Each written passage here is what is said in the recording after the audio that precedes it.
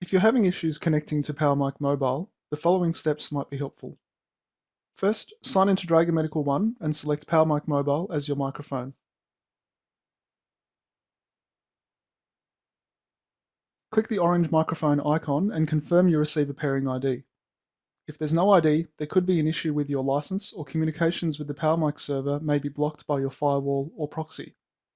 Contact us for more information in this case. If you do receive a pairing ID, then the next steps are done from your mobile. First, delete any existing PowerMic profiles by tapping the settings icon and then the little eye icon next to each profile. Once all the profiles have been removed, open your Welcome Kit email. If you no longer have this, you can find some links below this video. One of the attachments is the PowerMic connection guide, which is shown here. Scroll down to the QR codes on page 2.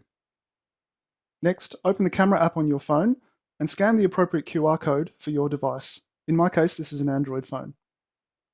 Tap the link and choose the option to open it using the PowerMic mobile app.